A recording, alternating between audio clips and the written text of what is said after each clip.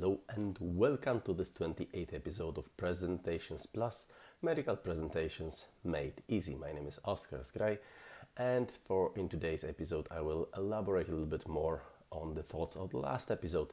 In particular, I would like to show you how to talk about one slide for at least 1 minute. If you are one of those people who suffer with the fear of public speaking, or you would like to prepare and deliver your presentations with more ease and more speed, this may be a place for you. Over the years of delivering presentations to various audiences, I have developed a set of skills, exercises, tips, and here I share them with you. In the last episode, I told you that you should prepare 1 slide per minute allocated for your presentations, and that the first 2 and the last 2 slides are different. But this would mean, if you calculate correctly, that if you have 5 minutes of presentation, you would have a title slide, an anecdote, only 1 slide of content, take-home message, and a thank you slide. So what can you do to fill that 1 minute allocated for 1 slide to talk it through? The answer is in the picture writing. And today I would like to give you an example of how to talk for 1 minute about 1 slide. I'm going to put up a slide now. This is not a live video, this is a pre-recorded one. I'm going to put up a slide now and I'm going to talk about it like I would in a presentation, in a conference, as I did in a presentation, because it was an initial part of my presentation in one of the conferences. Ready?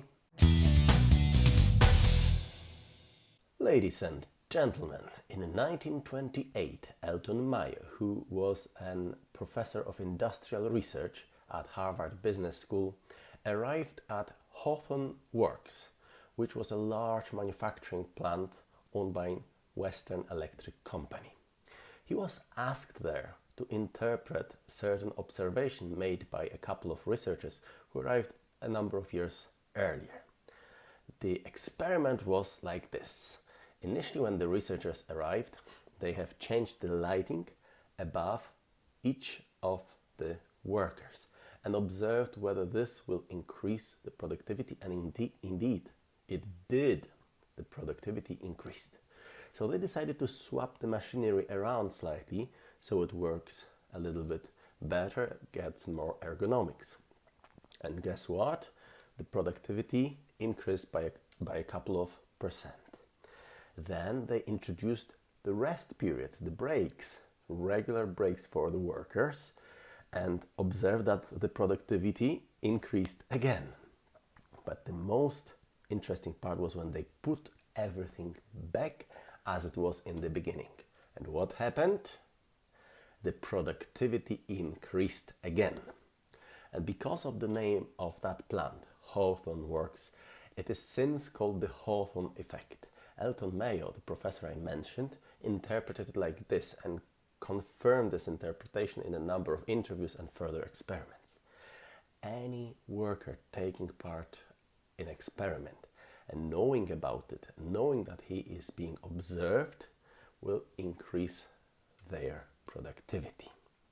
The similar situation the similar experiment I have performed on myself and my colleagues inadvertently. It was not a deliberate action, but I did something similar and increased the performance of certain surgical procedure just by mentioning to my colleagues that they are being observed. Thank you. As you can see, 1 picture, which Confucius said is worth 1,000 words, can be a background of a story that will draw attention and can be a nice entry to whatever results you'd wish to present or whatever thoughts you would like to pass over to your audience. And that is how you may do it. Little text, a lot of pictures, or no text at all, and a picture and a good story behind it. And this is it for today. I hope this was useful. If you have any comments, suggestions, or questions, please write them down under this video in a comment. I will be happy to answer and comment myself. Now, this is not going to be a regular thing. The videos will come up from time to time, and there will be no live events for any foreseeable future. As I explained in the last video, I hope you enjoyed this one. All the best. Goodbye.